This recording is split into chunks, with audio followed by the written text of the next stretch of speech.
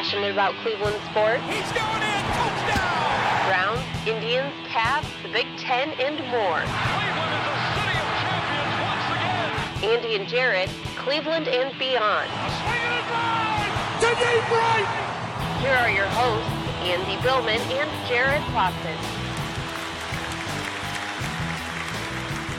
Hello and welcome, Andy and Jarid, Cleveland and beyond. He's Andy Billman, I'm Jarid Watson, and this podcast is brought to you by Waiting for Next Year. Check them out, original Cleveland reporting, waitingfornextyear.com. A lot of movement in the final moments of the trade deadline for Major League Baseball. Trevor Bauer, gone. And the Indians picked up quite a haul. Andy, did you expect it? I know we kind of did, but not how this went down. Yeah, I mean, we all talked to Mandy Bell. You and I and Mandy, we all agreed. We thought he'd stay. Cleveland Indians. The only thing that I will say about... Okay, let's take Bauer first. I think that's the most important part here. You and I both alluded to it in the last podcast. That was a life-changing career moment that happened to him on the mound on Sunday. Yep. And the verbal reaction, I thought said everything and more. And I think it probably got to the point where Francona, maybe others finally said, we've been kind of hiding this. We really don't know if we can do this anymore. So I think that's what it came down to. That's part one. But that's only half of this. This is a business. So here's where part two comes in. Because Trevor Bauer, throughout the whole year, had been promoting himself, marketing himself, which is fine, which is great. He also doubled down saying, I only want one-year contracts. He also went in, basically at times went after people, went on social media. Did a big thing here and there, making attention for himself, which is nothing wrong with that, or asking for a one-year contract. But that is the business element here, which I actually think was the capper. Because you made your bed. You made your bed is right. Because I think the Indians said, well, okay, we can now need to reevaluate this. And then to the cherry on top, Zalzar's back, Kluber's coming back at the end of August. Jared, when you get pitching coming like that back, you say, well, Bauer's now available. Because my whole thought was you hold on to Bauer, but you have to trade him next year. The Indians did it sooner. I don't blame them for it. This trade is a great trade. I have been surprised. There has been some pushback. I don't think that's correct. I think Trevor Bauer's tenure should look like this in my book, and then I'll let you answer. Trevor Bauer had some moment of good in Game 1 against the Yankees. He had some very poor moments against the Blue Jays and the Drone. He had a couple shaky games against the Cubs. But the big thing to me about Bauer that sticks out is he pitched long innings. He did all the stuff, but there was always an aura about him. There was always something about him that brought in an energy and an unsettled energy. Yeah, exactly. I would not call it all competitiveness. I would say it was that way sometimes, but it definitely crossed the line, and it really crossed the line starting last September into this year.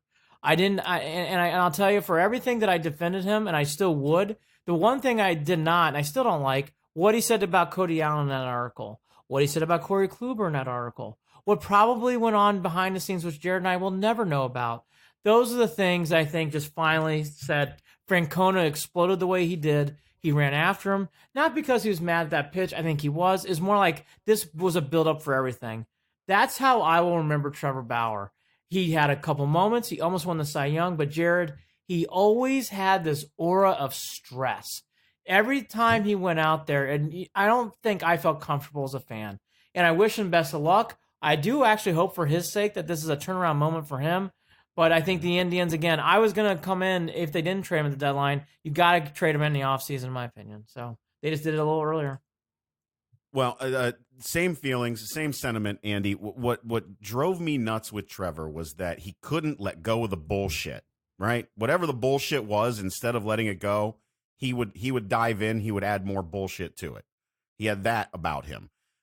He had a lot of cockiness that someone who hasn't necessarily completely earned that yet. He was acting like he had already got, he was writing those checks and he was he was taking advances on his belief in himself for the future of his career with the way that his attitude was, right? Those were the checks he was writing. He was writing IOUs to himself, expecting, full out that he said it. He was going to be the Cy Young Award winner this year, right? Those were his words, weren't they?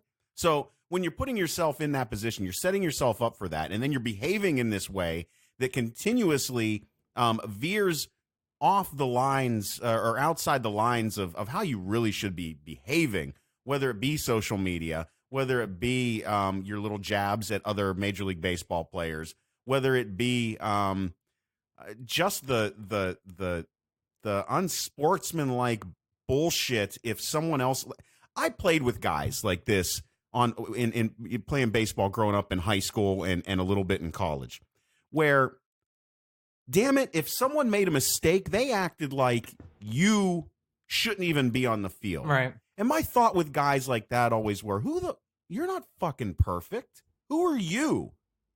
And he would do that to guys if there was an error made in the field, if there was something that happened that affected his game and his mind. And I'm thinking, you don't even listen to what I heard the story today that the very first pitch that he ever made in the major leagues, he shook off from the catcher. Like, the kid's never done what anyone's asked him. He's always done what he's wanted. And he was allowed to do that. He was gifted that in regard to his training, his preparation, in how he came into every start, in the pitches that he was throwing during games, shaking off things. You know what? Enough is enough. I know that Kipnis spoke out and made it sound like they were all pulling on the same rope, whatever it was, tugging on the same rope. Oh, by the way, I think that's fine. Yeah. You're right, but your team shouldn't be forced to be backing you up all the time over bullshit. Of course they're going to back them up. Of course they want them to get on board. Of course they're going to support them. They're all in the same dugout. I get it. That doesn't mean it's not toxic. Oh, it doesn't mean I agree. that it's not distracting. That doesn't mean that it's okay. And here we are. None of it was okay. He didn't perform. Andy, if he had been pitching better, do you think that maybe this would have changed some of it? Jared, again, yes. Again, these things all added up. And again, the nonverbal I saw in the dugout, it was very uncomfortable. People did not want to come around him. You could tell. You could tell by Trevor's comments after the game. He kind of felt that way. And yes, we all know he's close to Clevenger. He seems to have a relationship too with Shane Bieber.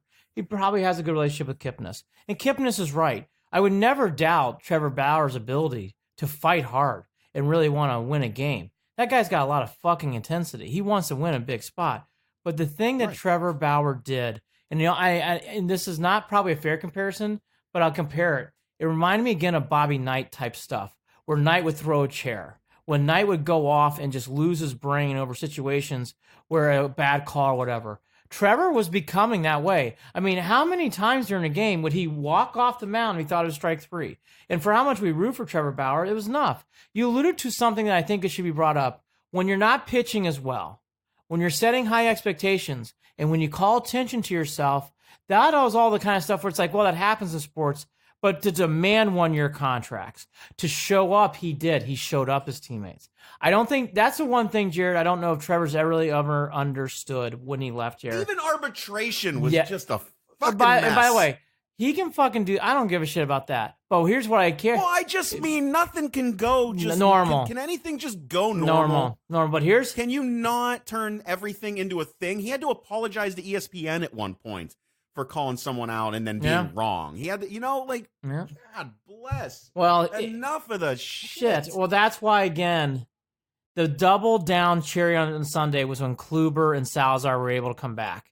Because I'm sure when they got that news, I'm sure that's when they told Tito, look, we did our checks and balances. Because that's why Tito, those words had more meaning than what we knew. Because he kind of said, we have to check to see where things are at. He was right. And once he got the clear go-ahead from the doctors and everybody knew where everybody was at, guess what?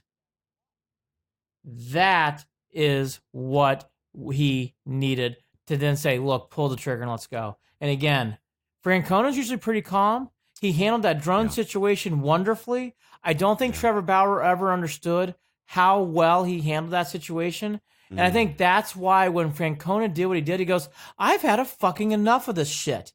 And that's and by the way, the words on the mound were one thing.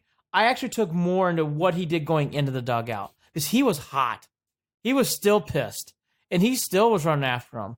And again, I think Trevor deserves a second. And Tito don't need that stress in his life. No, he doesn't. That makes me nervous. Even with I don't want Tito having that stress in his life. No, Now, again, for Trevor Bauer, he's going to get a second chance at Cincy. We'll see if he recovers from it, and we'll go from there. By the way, he gives up a lot of home runs. He's playing in a home run park, so I wish him the best of luck. Now, to the team, right? Well, that's what I was going to jump into, the moves themselves. Yeah. Where this has gone. Well, that's another added element here. Because I said to you last night, even before this went down, I don't see how much longer you can go with this lineup going into October. August, September, sure. October, oh God, no. The freeing up of money for next year to do something about second base is a big deal. Big deal. Having control on Franmil Reyes for 4 to 5 years is giant. Huge. Having the ability to plug and play Yasiel Puig for the end of this season, and I don't know, maybe he gets a 1-year deal depending on how he shows out. Maybe. Right? That's a possibility. Maybe. And then you're looking at Logan Allen, Victor Nova. These are it's the Indians are great at evaluating talent and bringing in guys that are going to eventually plug in, and that's where they're at. This also for next year changes the outfield to the point where you could be looking at a Bobby Bradley, Daniel Johnson, Oscar Mercado, and you don't have to platoon Bowers and was it Bowers and Luplow? Bowers, Luplow, and Naquin. And I want to get to Luplow, and Luplow and Naquin is where it's been. Sorry, right. Luplow and Naquin. Right. So the hope is that Bowers will be able to work on getting himself ready to come back in and possibly taking over at first base. Yes. These are things this is just relieving the pressure that all began with losing Michael Brantley, right? Oh, yeah. In the outfield, you didn't know where any of this stuff was going. You wondered how it was going to hold together throughout the season. You lost that bat. You lost that outfielder. Zimmer's gone all year, so there's no Bradley Zimmer. And not signing Yonder Alonso at first, which they made it. They made it through that stretch. Yeah. And they're 3 games behind first place right now. They made it through that stretch of having really not the greatest. I mean, they're I don't even know. Their batting average is like 250 now, which is still atrocious. They're better. The team batting average, but it's so much better than it Oh, was. the runs are incredibly more. They were 15th or 14th. They're now 10th. And I'm telling you, when we used to read off those stats, they were deep in 14 and 15. There was like a significant gap. So, look, let's touch on those guys real quick. Naquin aside, I think Naquin's earned a spot, but let's touch on Luplow and Bowers. They're nice players. But these guys need more time and need to spend on focusing things. And to what Jared's saying, I would love to bring Bowers off the bench. I would love to see Bowers get some more time in Columbus. Luplow, I'd like to see Luplow play a little bit more. But again, I hate saying it, and Bowers is a nice guy. I can tell Jake's a really nice guy. Jake's not ready for this stretch. I'm sorry. He's just not ready for this stretch of games. And I don't mind. And Bobby Bradley wasn't either. No. We're okay with that. No, it's okay. And again, you look at, we were talking about this offline. Jason Kipnis batting 4th and Jason Kipnis batting 9th is a huge difference. And now that's what you're looking at. Because you're obviously going to put Puig probably 4th, and you drop Jason down, which is what they need to do. The hitting situation in this trade was a must. Again, last night, Verlander pitched well, and the relievers did their thing. But let's be honest, did you really have a lot of confidence in this lineup looking at the schedule ahead? They needed a juice. They needed some infusion. They got that last night. Reyes could be here. Again, Reyes, Mercado, Daniel Johnson. Wow. Bradley at first. DH Santana. Holy cow. All of a sudden, all these parts now make sense. Bowers plays 3rd, which he did. Now, all of a sudden, you can see the team. 2020, it's been the motto for me all year. 2020, the Indians are going to be so good. And this year, they can be really good, too. And then on top of it, might surprise us. Might surprise us. Now, holy crap. And so you add all that. They needed that. And to what you alluded to, we'll see what all these prospects do. We'll see how they come up and stuff. But really, the headliners are those guys, those bats, especially Reyes. And people need to remember, Reyes played in a pitching park in San Diego. Now, Progressive Field is not Camden Yards. It's not Arlington, Texas. But Jared, he's going to have an opportunity to hit more home runs. I like this move. The only thing I got that I was very surprised about, Jared, was some of the pushback for people wanting Bauer to stay. did not quite understand that. I didn't think it was going to be as much, but I did read it. It wasn't all over the place, Jared, but I was surprised. I did see it more than what I was alluding that I thought it would happen. I just thought it was time. I just thought it was time. It was either going to be this year, right now, or in the offseason with Bauer. I'm sorry. There was no way he's coming back in 2020. No way. No way. Not a chance. No way. Not a chance. Not a chance. I think I told Jad, a buddy who came, who thought this was a terrible move. Oh, he's got 2 months left, and why not wait until the next year? You don't even know at this point what he's going to do in the next 2 months. First of all, you don't know if he's going to help you on the mound. Yep. Second of all, now he's in this mental place where he's not only got to try to focus to throw pitches, which, when he gets all anxious and stuff on the mound, or if he's just a little bit off, that's already difficult for him. But now he's down on himself too, because he threw the ball into the out, over the center field. Like, you don't know how any of this plays out. No, you just don't. None of us do. And it hit a point. Enough was enough. And if you, gosh, like, what were you gonna do? I mean, I maybe we'll wait until the end of the season and we'll see possibilities. Hindsight's 2020. We didn't have time to figure that out. And but between Tito and Chernoff and Antonetti, they decided that enough was enough as well. And they were able to take, man, how many people have you seen nationally that are looking at this move and looking at the Blue Jays and looking at some of the other moves that had happened and going, wow, the Indians really, really pulled something off. The Indians did two after that incident. Two things. And yes, they had the part in Trevor Bauer, but it's still hard to do, Jared. And you're alluding to something I want to hit on. Antonetti, Chernoff, and Francona, all three deserve to take a bow to not only get bats for this year to help, but to get prospects in the back end and impossible reliever arm. Hey, kudos. Tip of the cap.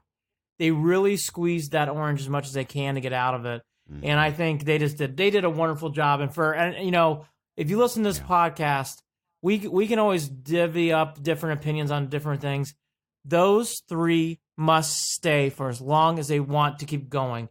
Those three are wonderful at what they do. The Indians and Cleveland are lucky to have them. They are wonderful. Francona, Chernoff, Antonetti, they're wonderful. They do such a great job. Such a great job. Facts. Nothing but facts. Speaking of great job, let's talk to our good friend Hayden Grove. I believe Hayden's out in Browns camp, but he's always got some good opinions. Joining us, Cleveland.com's own Hayden Grove. Hayden, I'll keep this real simple for you. Give me Trevor Bauer the past 72 hours and go. Trevor Bauer this past 72 hours. Oh, you mean from Sunday to now? Yes. If Hayden Grove is going to paint a picture, what would Hayden Grove push from Sunday? First of all, you have to excuse me for my math. I do. It's awful. 72 hours means literally nothing to me. So I literally had to guess. It's all bleeding together for you at this point, I'm guessing. I do apologize for that. No, it's all together. But okay, Sunday. So Sunday I was at Browns camp, and I get into the car, and I'm tired. My throat has hurt for the last week anyway. So I've been just like dead when I get in the car after Browns. So I get in the car, and I'm like, all right, I'm just going to go home, take a little nap, maybe I'll feel better. Well, I get in the car, and I turn on the radio, and Hammy is just eviscerating Trevor Bauer. And I was like, what on earth has happened? Like, what happened? And then he goes through it, and he explains what happened, and then I'm like, oh, no, I got to go to Twitter. So I go to Twitter, and I check out the video, and, of course, I'm like, holy bleep. I don't know if I'm allowed to curse. Yeah, you're allowed. You're allowed to curse. That's okay. a holy shit moment. I was like, holy shit, that did not just happen. Yep. So immediately I saw what Tito said when Trevor walked off the mound. He's like, what the fuck is wrong with you? And I was like, oh no, this is bad. This is really bad. So I'm just thinking, oh my God, like something has happened. Like this can't just stand. This can't just be it. Like this can't just be something that happens and people move on. I mean, for something like that to happen, there has to be a big repercussion in my mind. Again, Tito's biggest thing has always been respecting the game, respecting your opponents, respecting your teammates. Respect is his number one thing.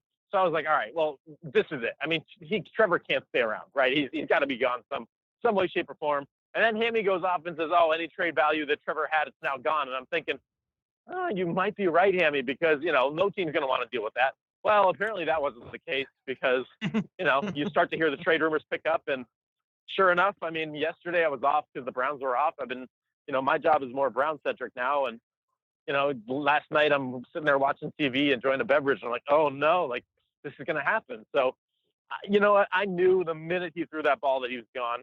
I didn't know how he was going to be on. I didn't know where he was going to be on. But Tito would never stand for that. And today he only confirmed my suspicions. I mean, in the most Tito way possible, he said basically, I'm never going to tell Chris and Cherney how to do their jobs. But I told him I was very concerned about this situation with Trevor Bauer. I was very concerned about what he did, about how it will affect the team and all that kind of good stuff. So he basically said in his few words, I told him I have concerns. And I think they definitely heard that and said, all right, we can make a deal here. He's still got a ton of value. He's still a guy who can pitch at the major league level, who can be very, very effective as a starter. We can get enough for him. And sure enough, I mean, I always said that the haul for Trevor Bauer that I would only accept would be 2 major leaguers and 2 minor leaguers. I don't mean, superstar major leaguers. I just mean major leaguers to the point where, they're going to be in the lineup every day. They're going to contribute. I think they're going to be pretty good. Yeah. Yeah. So, and minor leaguers, I wasn't thinking top prospects, but guys who could develop. And I was thinking pretty much, bullpen arms or starters or pitchers of any kind. So they basically got the haul that I expected them to get and more with getting the kid from the 19-year-old who's probably going to be in, low A or rookie ball soon. So I'm really impressed with what Cherney and Antonetti did. Tito Francona said today basically the same thing. He's like, these guys continue to have their backs against their wall and they continue to pull rabbits out of hats. And he doesn't know how they do it, but they do it. And you got a guy in Yasiel Puig who's hitting 255. He's got 22 bombs or whatever. And he continues to, get better. And Tito said today basically that guys are telling him that he's going to have the best 2 months of his major league career. So it'll be interesting to see. It'll be interesting to see what happens with him. And then with Franmil Reyes, you have 5 years of control, which is absolutely huge because, this is a guy who is hitting 27 home runs this year. You get him into your system. Maybe, I'm not trying to fat shame him, but he's, 6'5", 275. I mean, yeah, he's a big boy. We know. Work out a little, try to get him work out a little bit. Maybe play a little outfield instead of just being a DH at that age. So I think it's really interesting, and I think both guys are going to help now. And I definitely could see Franmil helping in the future. We'll see what happens with Yasiel, but a really, really good haul. And I just got to tip my cap. And I think, honestly, and I wrote a column today, and I tried not to eviscerate Trevor, but it took everything in my being not to do it because I had the same struggle yesterday. I've been there. I have been that angry kid. I have done things that I am embarrassed as hell about. I was embarrassed at the time. I'm still embarrassed about them. And for Trevor to be dealing with that at 20 years old, there has to be something wrong. I don't believe that Trevor Bauer has never been talked to about this. I don't think he's ever had the moment where he was like, I have to do something about this. I mean, I think he's always relied on his talent. He's always relied on his ability to just be better than everybody else. He always feels like he never has to listen to anybody. And I think it screwed him in this case. So he's going to go enjoy playing for the Cincinnati Reds for the rest of this year instead of competing. And that's fine. And you're not going to tell me for a second that Trevor Bauer, that they didn't try to trade Trevor Bauer to somewhere where he wouldn't really be relevant, obviously in the American League because you don't want to face him, but even in the National League, I don't know. It just seemed that way. So again, I don't want to pile on, but it's really hard not to when I just feel that he is so at fault here. Yeah. I think Jared and I talked about this before yesterday. I thought that was the most nonverbal communication I've gotten from the Indians on Sunday. When he walked around the dugout, everybody kind of, it was like, it just didn't seem everybody was comfortable. And then the other thing was, obviously Francona's words, but Francona chasing him down the hallway, that's very un-Francona-like. And you can kind of tell at that moment, that was the beginning of the end. And I'll be honest with you, I agree with all your assessments about Reyes and Puig. I think the team's better because of this. Do you believe it's better? Because I do. I've been surprised to hear people say losing Trevor Bauer is you didn't get proper value back for this year. I don't think so. I think the team's actually better with this trade. And I would have felt this way even before the Bauer incident on Sunday. I think that's completely garbage to think that this team isn't better. I think absolutely this team is better. I think it's better not only, you have offensive talent, you have a lot of pitching depth. That's the thing. I'm not going to say that Danny Salazar is going to come back and be great, right? I think he could come back and be something, could help you out. You got Shane Bieber, you got Mike Clevenger, you got now everybody's name is escaping me. Zach Plesac, you got even like I said, maybe Cookie, maybe Kluber coming back. Is there to help. Plutko, you're gonna have enough. You're gonna have enough That's at what the end I of the day. thought too. And you didn't have enough offense before, in my opinion, to really do this. Oh my Now God. you have the offense. Now you have the offense. Now you have the pitching, and I think now is the time for the team to really, take it forward. And again, we're talking about not piling on, but I'm going to pile on, and I'm going to say there's folks out there that are throwing a fit saying you just threw your chances of taking a Central or at competing in later on. And my thoughts are this way, Hayden. First of all, Trevor is kind of unproven when it comes to these postseason games. Clearly, between the drone to not having the greatest starts, we know that. You're going to go into the postseason with 3 starters anyways. You've got Bieber, Clevenger, Kluber, who are all going to take that role. I feel 100% fine in saying that you can plug and play all 3 of those, and whether Trevor's there or not, it didn't matter. And they're going to have enough through the rest of the back. And with all of this throughout the entire time building up to the trade deadline, Brad Hand was a guy that we thought we were going to lose. We didn't lose. If we were going to get bats, we were going to have to lose Brad Hand and give that up. We didn't have to do that. That's huge. We've got our closer. So there's no way to look at this in a bad way, especially I think that the folks that are running into trouble are the folks that are looking at Yasiel Puig as being the linchpin within this for the Indians, and that's just not the case. He's not the guy. They need to look at everything else that they pulled in regard to this trade. Oh, 100%. I think Franmil is the biggest piece here again, because not only is he going to help you this year, he's going to help you for the next year's 5 years down the road. And Tito said it today. It's like you're trying to thread a needle here, and it's very, very difficult to do. And I think Antonetti and Chernoff and the entire organization have done a very, very nice job to this point of finding a way to compete, but also to stay relevant in the future. So again, I'm not 100% certain that these guys are going to have the best years of their career or whatever the case may be, but I'm pretty certain that things are going to go well, and they're going to be big contributors, much more so than a Jake Bowers or a Jordan Luplow or something. God. They need it. They needed stability in the outfield. They got it. They have pitching, and you're going to roll with it. I think that this is going to end up being another genius move by Antonetti and Chernoff, and I know people will kill me for that. That's fine. But again, that's just my real thought about it, and we'll see what happens. Yeah, Hayden Grove from Cleveland.com, Cleveland Plain Dealers, joining us. So real quickly before we let you go, Hayden. By the way, good to talk to you. I haven't talked to you in a while. Yeah. I appreciate it. Yeah, Browns training camp. You've been living the dream. I've been watching your videos and whatever else. Give us a perspective. The things we're hearing from afar is a lot of good things about the defense. A lot of high hopes for Grady Williams. I read the other day that it sounds like Myles Garrett's been a beast on the field. What are you seeing? What are you feeling? And obviously the captain obvious that Jared and I feel is the buzz and the excitement, which, I mean, it's everybody's talked about, but you have to mention it. It's amazing the buzz and excitement from camp. Oh, absolutely. The buzz and the excitement, I think, has been the thing of camp.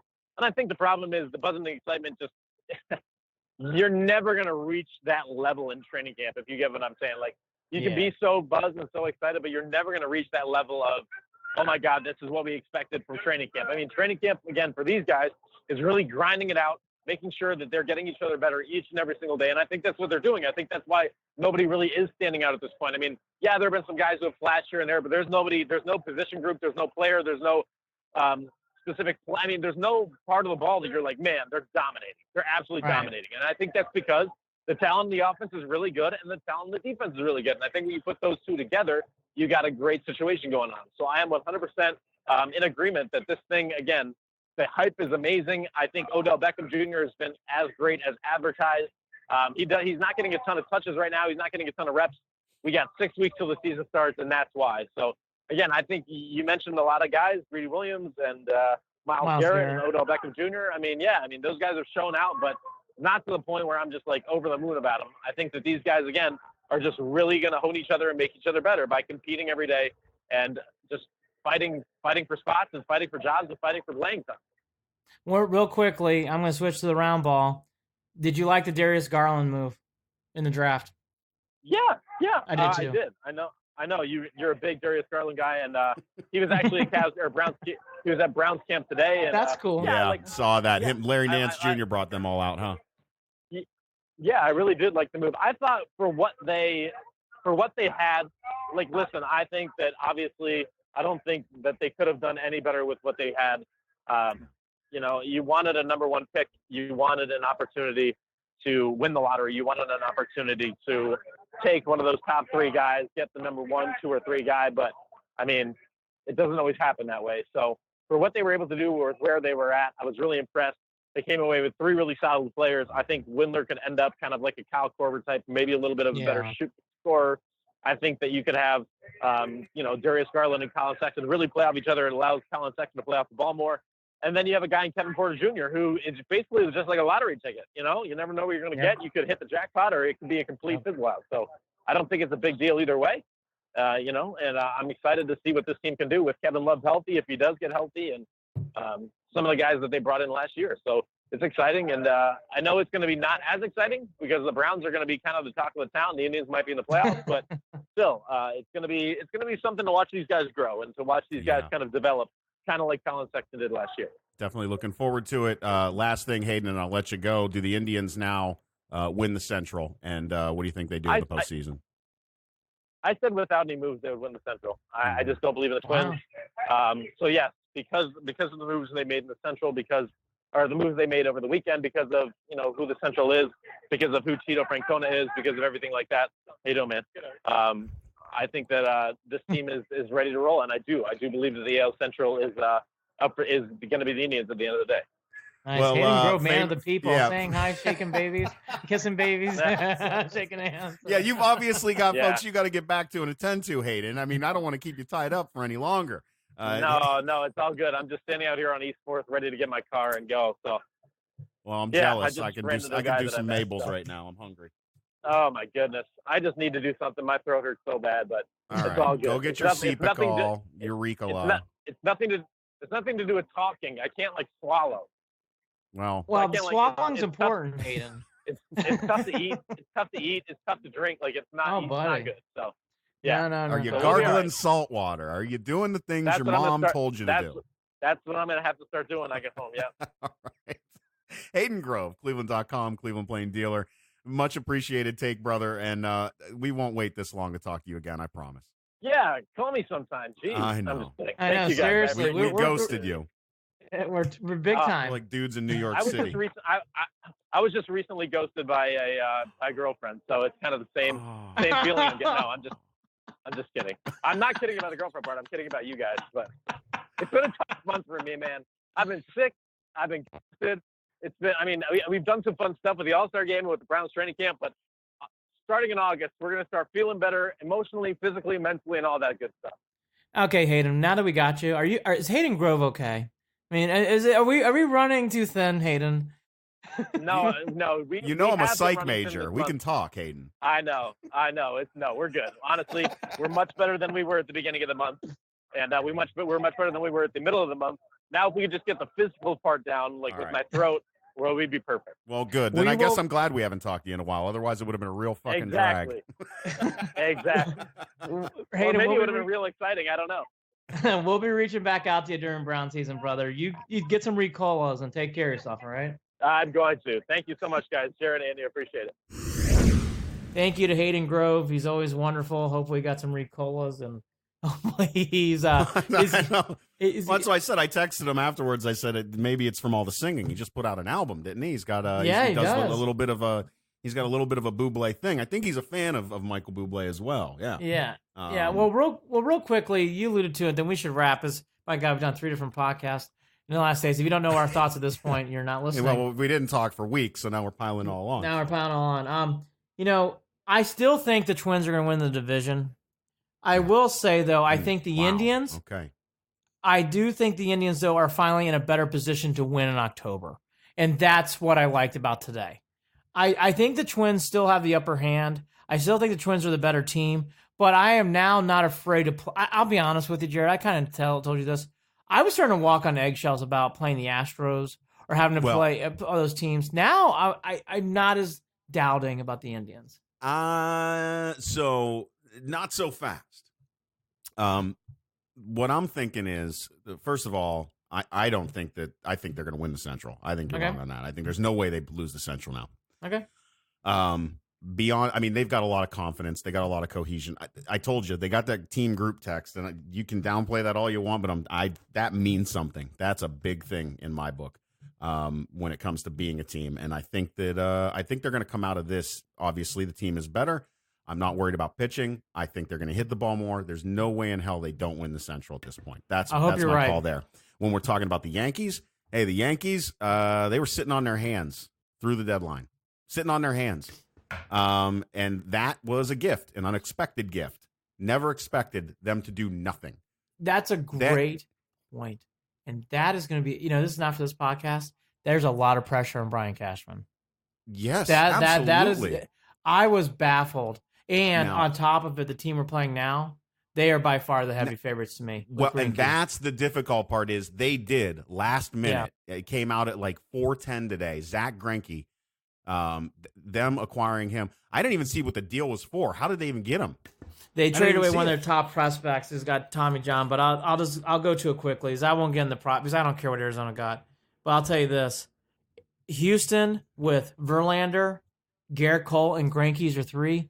That's great. Houston is soup to nuts to me, the best team I've seen this year. Yeah. They look really good. I don't know. Oh, boy. I mean, we're just going to have to see. We're going to have to see what happens tonight and tomorrow. I'm looking forward to seeing the Indians do better than a 2-0 shutout and actually hitting the ball a little bit. Somebody, please. Bueller. Well, again, they need because Bieber, that was I hate calling them wasted outings, but in my mind, those are wasted outings for guys. Well, he did a nice job scattering 9 hits. I mean, he did. Yes, scattered them. Only gave up 2 earned runs. Yep. Went 7 innings. You can't ask for more, and you gotta score runs. Jared, you got scoring runs, and you got to put pressure on the Astros. There was no pressure put on the Astros last night. Nope. That's what bothered me about that game. It's like it's one thing for us to say like, "Hey, it's Verlander has a good outing." Yes, but you got to put pressure on these guys. Well, they haven't done well against Verlander this season. They've already had that issue, right? I mean, we'll see if that continues. We'll see how the rest of the series goes, and even further, we've talked about this, Andy. This is going to be a rough month. We'll see how this month goes. We'll see how this month goes with them. I think the Indians are going to be really tested, and that's why I think the Twins are still going to win this thing. But, again, I will say this, though. I love my chances now playing the Twins, Yankees, Red Sox. Bring them on. I think the Indians could really match up with them. Yeah. I was never worried about the Red Sox this year. No, but the only team... The Rays are all in, though, now. To try they to are. Jose Aguilar is a good... Jose Aguilar went to the Braves. But yeah, here's not going to be enough, but whatever. Well, whatever. But here's again, whatever for the Braves. But here's the last thing again. Like the Yankees, because they didn't make any, you kind of alluded to it. I was kind of doubting it because I thought the Yankees would make a trade. The Yankees not making a pitching move makes me wonder if they can really survive with this pitching. We'll have to see over time tells because they don't, folks. Outside of Orlandis Chapman, Tanaka is good, but that's it. I mean, Britton and those other guys are good relievers, but those are relievers. At some point in the playoffs, you keep bringing in relievers, they're going to get hit. I mean, that's just the history of baseball. The more relievers pitch in the postseason, the more chances you are of getting hit. And then the only team, and I kind of felt this way about the Astros, watching them play last night, Jared, and seeing what they got, the Astros are by far to me the heavy favorites. I hate admitting it. Seeing Michael Brantley in that lineup, there's no breath. Tito said it. I agree with him. There's no breath in that lineup. And now that Garrett Cole and now Ozuna coming in to close, and then you add in a Verlander and a Greinke, the Astros are going to be tough. They're going to have to really, really play well to beat the Astros. Well, we all know, too, that there are times in this league when you come up to postseason play where getting hot is a little more important. I do agree with that. Necessarily the guys Great you're fielding. Point. And this would be a great time for the Indians to ramp up because we don't know yet. We we didn't talk about this either, and most of you listening probably already know. But Yasiel Puig, before he was even notified that he was traded to the Indians during their game against the Pirates last night, there was a bench-clearing brawl, and Yasiel was right in the middle of it all. So there may be suspensions coming out. He might miss a few. We don't know when he's going to be available. So keep that in mind as well. But the Indians, if they can ramp this thing up over the last 2 months of the season, and if they can get this sucker rolling, get that train rolling downhill, then anything is possible. Anything is possible. I agree. That's where I agree with you. That's I love the Indians' chances so much more than I did at the beginning, at the end of that game. That's all. I won't be. I know I'm not going to be completely embarrassed come postseason. That's my point, Jared. Bingo. Well said. I was worried about that last night, and I'll say this too: when the Indians are more in this role and they're more in the background, the Indians do so much better in the playoffs. Yeah, and it was I like love the Cavs that. last run. Like, you knew they didn't have a chance in hell. You knew it was over. Yeah. It was a bummer the entire season. And people, well, you got to enjoy it. Well, yeah, I'm enjoying it. I just know what's going to happen come the finals. And that was the bummer. And that's how it kind of felt with this Indian squad up until now. Again, let's see how it plays out. But that offense, man. Woo, that need a offense. jump start.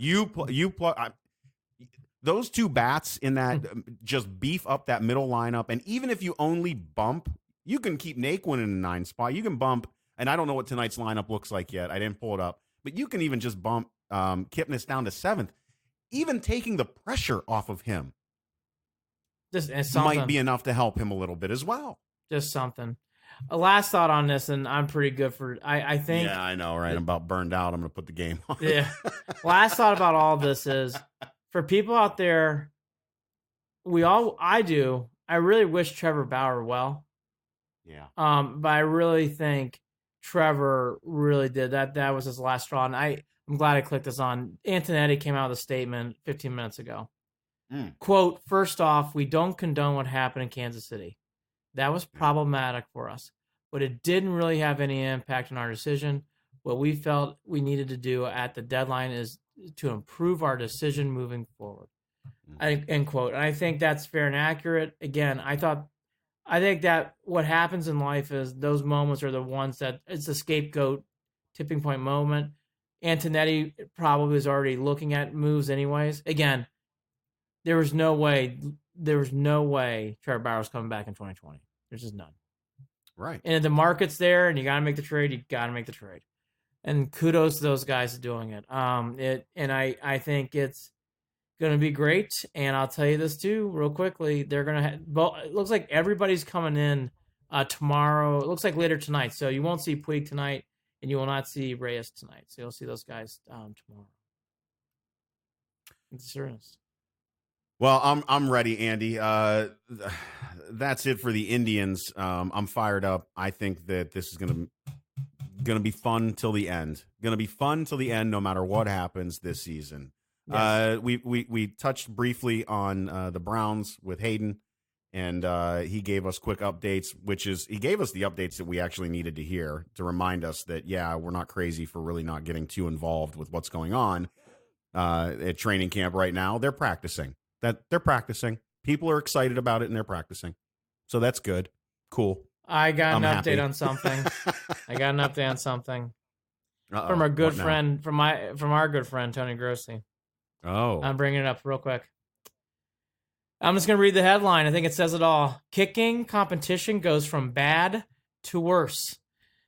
Tony Grossi, go read it. I just read that they were both 5 for 5 today. Earlier, or was that yesterday? Kitchen has said he welcomes the inevitable adversity that will confront this team, because of how this team will deal with adversity will determine how far it goes. Well, Kitchens may get his first taste of adversity soon.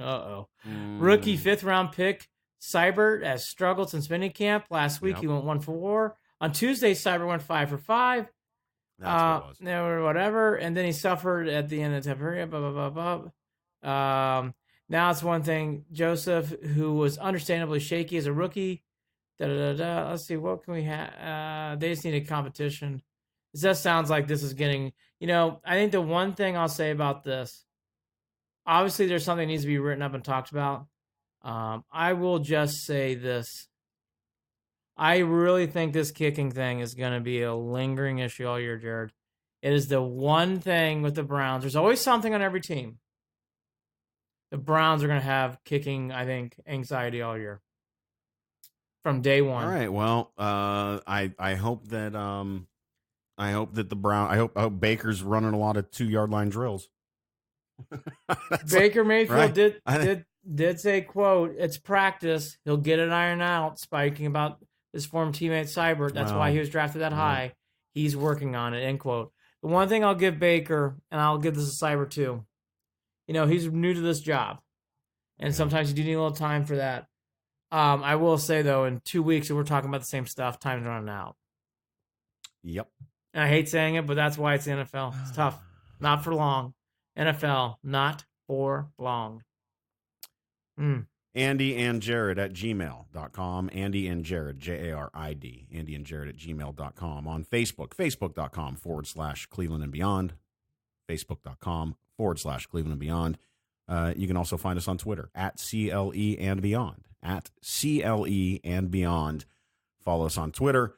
Check out the website, andyandjarid.com, clevelandbeyond.net. Both take you to the same page. You can listen to the podcast there. We'll probably start writing again at some point. Actually, when I say we, I mean Andy. Lord knows. I'll start doing picks. We're going to do next week. The picks. Yep. Yeah, I got to get through this week because I have a lot of work. But after this week, we will start getting more into picks and stuff. I've been looking at lines for college football. We'll probably do a lot more college football next week. And then after that, we're going to get more into the pros. But, we kind of hit all the Trevor Bauer, kind of everything else. I agree with what Jared's saying. This now, I think, will bring actually some proper relief to the team and will relieve some stress.